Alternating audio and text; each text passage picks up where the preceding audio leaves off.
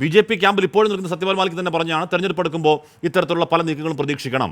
അങ്ങനെ കൃത്യം തെരഞ്ഞെടുപ്പ് എടുത്തപ്പോൾ 2019 ഡിസംബറിൽ ഇറക്കിയൊരു നിയമത്തിൻ്റെ, രാഷ്ട്രപതി അന്നേ ഒപ്പിട്ടൊരു നിയമത്തിൻ്റെ 4 വർഷങ്ങൾക്കിപ്പുറം ലോക്സഭാ തെരഞ്ഞെടുപ്പിൻ്റെ തലേന്നാൾ അല്ലെങ്കിൽ 11 മണിക്കൂർ കൊണ്ട് വിജ്ഞാപനം ഇറക്കുന്നത് ഇത് ചർച്ചയാക്കുക എന്നുള്ളതാണ്. രാമക്ഷേത്രത്തിൻ്റെ തുടർച്ചയിൽ അന്ന് ഇടയ്ക്ക് UCC പറഞ്ഞു, UCC ചീറ്റിപ്പോയി, പിന്നൊന്നും കേട്ടില്ല. അതിനുശേഷം ഇതിൻ്റെ തുടർച്ച ഇത് ചർച്ചയാക്കുക, ഇവിടെ പ്രശ്നങ്ങൾ ഉണ്ടാവുക, ആ പ്രശ്നങ്ങൾ കൂടി ധ്രുവീകരണം ഉണ്ടാക്കുക എന്ന ലക്ഷ്യമാണെങ്കിൽ ആ കെണിയിൽ പോയി വീഴേണ്ടതുണ്ടോ എന്ന് ആലോചിക്കേണ്ടത് പ്രതിപക്ഷ പാർട്ടികളാണ്. ശ്രീ KP നൗഷാദ് അലി.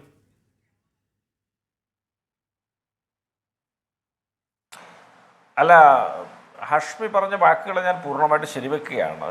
ഇന്ന് ഇന്ത്യ രാജ്യത്തൊരു നിഷ്പക്ഷവും നീതിപൂർവകവുമായ ഒരു തെരഞ്ഞെടുപ്പ് നടന്നാൽ BJP പ്രതിപക്ഷത്തിരിക്കുമെന്ന് അവർക്ക് ഉറപ്പായതിൻ്റെ ആ ഒരു വലിയ അങ്കലാപ്പിലാണ് അവർ ഈ അവസാനത്തെ ബ്രഹ്മാസ്ത്രങ്ങളും വജ്രായുധങ്ങളും ഒക്കെ ആവനാഴിയിൽ നിന്ന് പുറത്തിറക്കുന്നത്.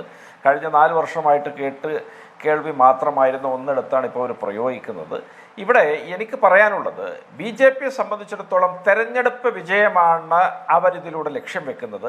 ഇവിടുത്തെ ഈ പറഞ്ഞ CA വിരുദ്ധ ആശയങ്ങളുള്ള ആളുകളെ സംബന്ധിച്ചിടത്തോളം വേണ്ടത് ഈ നിയമം നടപ്പിലാകാതിരിക്കുക എന്നുള്ളതാണെങ്കിൽ BJP അധികാരത്തിൽ നിന്ന് പുറത്തിറക്കുക എന്നുള്ളതാണ് അതിനുള്ള ഏക പോംവഴി.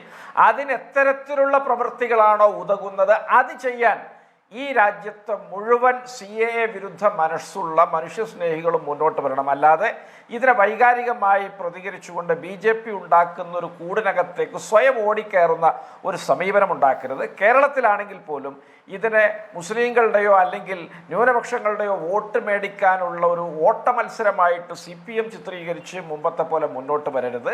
ഇവിടെ സമാന മനസ്കരായ ആളുകൾ എല്ലാവരും ചേർന്ന് നിന്നുകൊണ്ട് എങ്ങനെ BJPയെ താഴെ ഇറക്കിക്കൊണ്ട് ഇത്തരത്തിൽ നമ്മൾ ഈ നിയമം വരുമ്പോൾ ഉണ്ടാകുന്ന വലിയ പ്രതിഷേധം, രാജ്യമെമ്പാടും അലയടിച്ച വടക്കുകിഴക്കൻ സംസ്ഥാനങ്ങൾ, ഡൽഹിയിൽ അടക്കം അലയടിച്ച വലിയ പ്രതിഷേധങ്ങൾ കണ്ടതാണ്. എന്ന് പറഞ്ഞാൽ വയലന്റായ രക്തരൂക്ഷമായ പ്രതിഷേധങ്ങൾ കണ്ടതാണ്.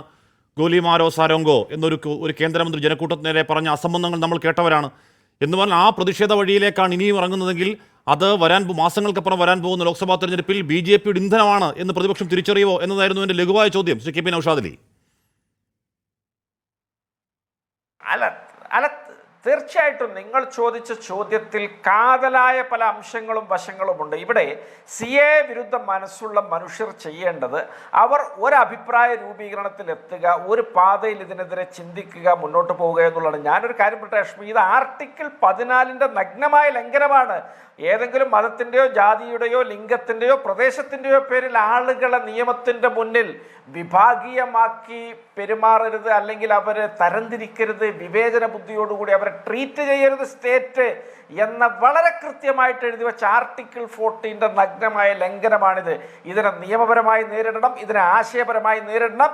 ഇതിനെ തെരുവിലേക്ക് വലിച്ചഴച്ചുകൊണ്ട് ഇവിടെ ഒരു ഹിന്ദു മുസ്ലിം വിഭജനവും ഒരു ധ്രുവീകരണവും BJP ആഗ്രഹിക്കുന്നതിലേക്ക് ആരും തലവെച്ചു കൊടുക്കരുത് എന്ന് മാത്രമാണ് എനിക്ക് പറയാനുള്ളത്. ഒരുപക്ഷെ അങ്ങനെ ഒന്നും ഇല്ലാതെ പോകുമ്പോൾ അവർ അടുത്ത ആയുധവും പുറത്തെടുക്കും. കാരണം അവർക്ക് തെരഞ്ഞെടുപ്പ് കമ്മീഷണർ ഒരാൾ രാജിവെച്ചു, ഇനിയിപ്പോൾ തെരഞ്ഞെടുപ്പ് ഒരാഴ്ച നീട്ടാനുള്ള കാരണങ്ങളുണ്ട്. ഇവരെന്തും പയറ്റും. ഇത്തരത്തിൽ ജനാധിപത്യത്തെ പുച്ഛത്തോടുകൂടി കാണുന്ന, കഴിഞ്ഞ ദിവസം ഒരു BJPയുടെ ബാംഗ്ലൂരിലെ MP പറഞ്ഞു, ഞങ്ങൾക്ക് 400 സീറ്റ് കിട്ടിയാലേ ഭരണഘടനയങ്ങ് മാറ്റിവെച്ച് പുതിയൊരു സാധനം കൊണ്ടുവരാൻ കഴിയുകയുള്ളൂ എന്ന് പറയുന്നു.